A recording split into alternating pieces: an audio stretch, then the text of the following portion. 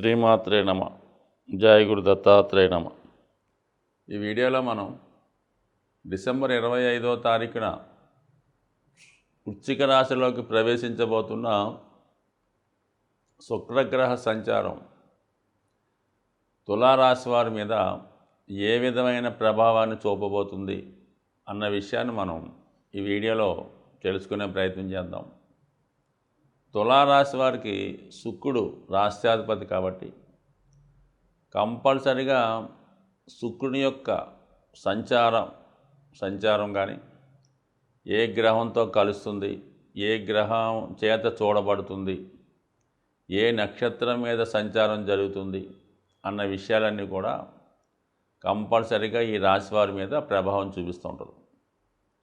ఎక్కువగా తులారాశిలో సినిమా రంగానికి సంబంధించిన వారు, ప్రస్తుతం అయితే టీవీ రంగానికి సంబంధించిన వారు, యూట్యూబ్ సంబంధించిన వాళ్ళు ఎక్కువగా ఉండే అవకాశం ఉంది. ఎక్కువ సెలబ్రిటీస్ అంతా కూడా ఉండడం ఈ రాశికి ఎక్కువ మంది ఉంటుంటారు. అందుకని శుక్రుడి యొక్క గమనం ఈ కళారంగం మీద ఎక్కువగా ప్రభావం చూపిస్తుంది. అందుకని ఇందులో ఈ సినిమా రంగంలో ఉన్న వాళ్ళకి ఈ అప్ అండ్ డౌన్స్, పేరు ప్రతిష్టలు ఎంబటనే రావడం, మళ్ళీ ఎంబటనే కొంత డ్యామేజ్ అవ్వడం జరుగుతుంటుంది. అంటే ఏదైనా ఒక నేమ్ కానీ, ఒక ఫేమ్ కానీ, ఒక హిట్ కానీ, సక్సెస్ కానీ స్థిరంగా ఉండవు. ఏదో ఒకటి ఇచ్చితే ఎంబటనే కొంత ఇబ్బంది ఎదురవుతుంటుంది. అంటే దీనికి ఈ శుక్రుడి యొక్క గమనం బట్టి ఆధారపడి ఉంటుంది. శుక్రుడు ప్రస్తుతం వీళ్ళకి వృశ్చిక రాశిలో అంటే ధనస్థానంలో ప్రవేశించాడు. ఒక మంచిది, ఒక విధంగా వాక్స్థానం ధనస్థానం కాబట్టి వాక్చాతుర్యం పెరుగుతుంది. అలాగే ధన సంపాదన ఆకస్మికంగా ధనాదాయం లభిస్తుంది. ఇక్కడ ఆకస్మికంగా ఎందుకు అనుకుంటాం, మరి శుక్రుడి రాశి వారికి అష్టమాధిపతి ధనస్థానంలో ఉండడం అన్నది ధనలాభం. అయితే కుటుంబంలో స్త్రీల మధ్య విభేదాలు, అంటే కుటుంబ సభ్యుల మధ్య విభేదాలు జాతకునికి కొంత ఇబ్బందిని కలిగించే అవకాశం ఉంటుంది. సో దాని తర్వాత ఇక్కడ శుక్రుడు విశాఖ, అనురాధ, జ్యేష్ఠ నక్షత్రాల మీద సంచరించడం జరుగుతుంది. ముందుగా మరి గురువు నక్షత్రం అయినటువంటి విశాఖలో సంచరించడం వల్ల మరి గురువు సప్తమ స్థానంలో ఉండడం, అంటే రాష్ట్రాధిపతికి సప్తమంలో ఉన్నటువంటి గ్రహానికి షష్టాష్టకాలు ఏర్పడ్డాయి. సో ఈ కారణం వల్ల జీవిత భాగస్వామితో, అంటే భార్యాభర్తల మధ్య విభేదాలు, పార్ట్నర్స్ మధ్య విభేదాలు వచ్చే అవకాశం ఉంది. సో అలాగే ఆర్థిక పరంగా ధనం సమయానికి వచ్చినప్పుడు కూడా దానికి మించినటువంటి ఎక్స్పెండిచరో ఇంకొక ఇబ్బందో రావడం వల్ల మరి చికాకులు, ఆర్థికపరమైన చికాకులు కూడా వచ్చే అవకాశం ఉంది. కానీ మరి సమయానికి అన్నీ సమకూరతంతో ఏ సమస్య అయినా తెలివిగా చాకచక్యంతో కంప్లీట్ చేసుకుంటారు. తర్వాత అనురాధ నక్షత్రం మీద సంచరించే సమయం ఇది స్త్రీలకి చాలా విశేషంగా ఉంటుంది. వాళ్ళకి ఉద్యోగ ప్రయత్నాలు ఫలించడం, అలాగే నటన, టీవీ, కళారంగంలో ఉన్న వాళ్ళకి, సినిమా రంగంలో ఉన్న వాళ్ళకి వాళ్ళలో ఉన్నటువంటి టాలెంట్కి తగిన గుర్తింపు రావడం, ఈ విధంగా వాళ్ళు అదృష్టం కలిసి రావడం, అనుకోకుండా మంచి అవకాశాలు రావడం, ఇవన్నీ 100% స్త్రీలకు అనుకూలంగా ఉంటుంది. అలాగే మగవాళ్ళకి కూడా అనుకూలంగా ఉంటుంది. అలాగే మీ యొక్క అంచనాలు, మీ యొక్క ఊహలు కరెక్ట్ అనిపిస్తూ ఉంటాయి. చాలా కాలంగా ఉన్నటువంటి ఎదురు చూస్తున్నటువంటి అవకాశాలు ఈ సమయంలో రావడం జరుగుతుంది. ఇక జ్యేష్ఠ నక్షత్ర సంచారం చేసినప్పుడు బుధుడు ఈ రాశి వారికి భాగ్యాధిపతి కాబట్టి మరి బుధుడు 3వ స్థానంలో ఉన్నాడు. అంటే 3వ స్థానం, 9వ స్థానం, 2 ఇవన్నీ యాక్టివేట్ అవుతాయి.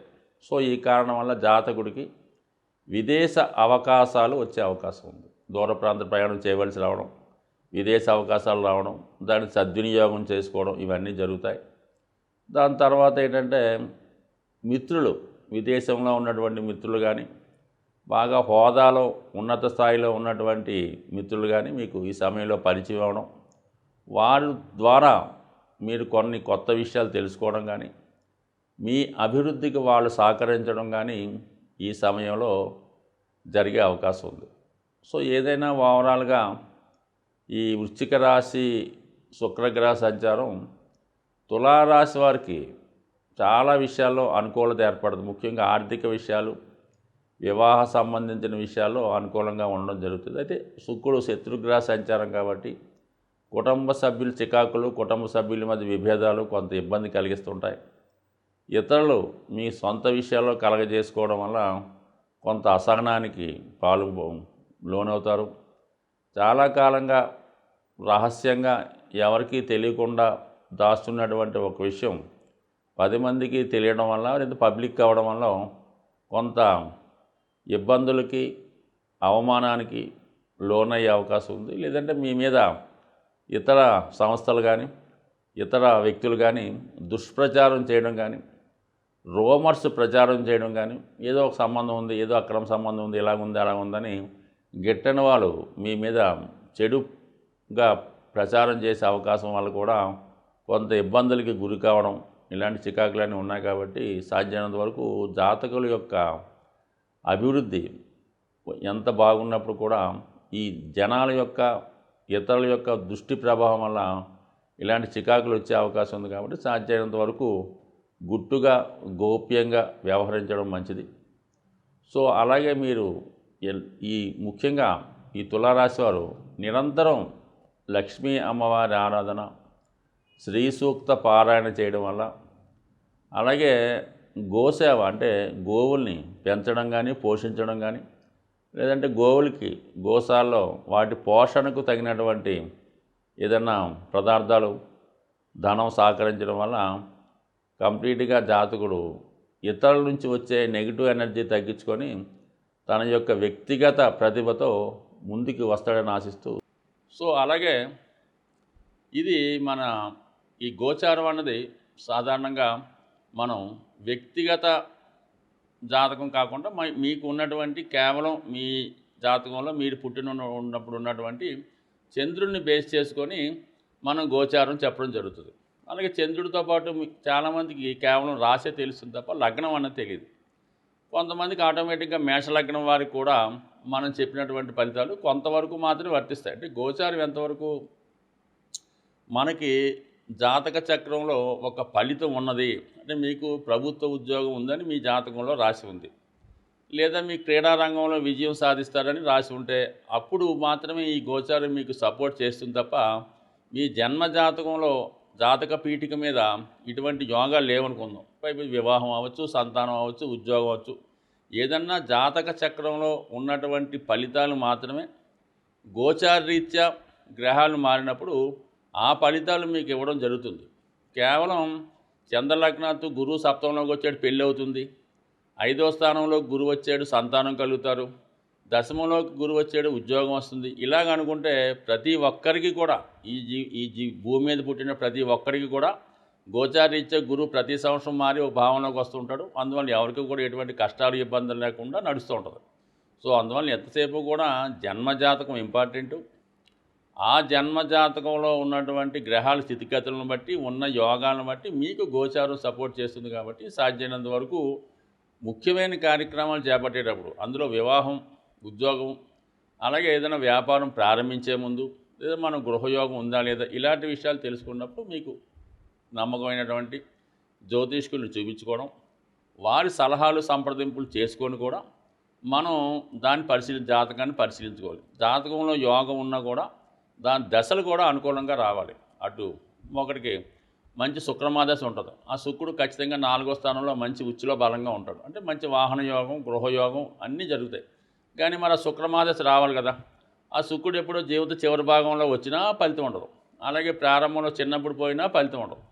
సో అందువల్ల దశలను బట్టి, ఆ దశలకి గోచారం సపోర్ట్ చేయబట్టి మీ యొక్క జాతక విశ్లేషణ ఉంటుంది. కాబట్టి సాధ్యమైనంత వరకు తెలిసిన వారికి, బాగా సబ్జెక్ట్లో అనుభవం ఉన్న వాళ్ళకి మీ యొక్క జన్మజాతకాన్ని కూడా చూపించుకొని అందులో ఉన్నప్పుడు మీరు ఖచ్చితంగా కొంత ప్రయత్నం చేస్తే ఏదో విదేశం కోసం వెళ్తాం.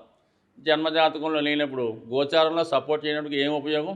ఎన్నిసార్లు వెళ్ళినా కూడా వచ్చినట్టే వెనక్కి ఫెయిల్ అవుతుంటుంది, ఊరికే మనీ వేస్ట్ అవుతుంటుంది. సో ఆ కారణం వల్ల జన్మజాతకం ఇంపార్టెంట్. బట్ ఏదైనప్పుడు కూడా జన్మజాతకం బాగుండాలి, దశలు బాగుండాలి, గోచారం బాగుండాలి. ఇవన్నీ బాగున్నప్పుడు మాత్రమే జాతకుడు తన జాతకంలో ఉన్నటువంటి యోగాలు అనుభవించి మరి వాళ్ళ యొక్క జీవితంలో ఉన్నత స్థాయికి వెళ్ళే అవకాశం ఉంటుంది. స్వస్తి.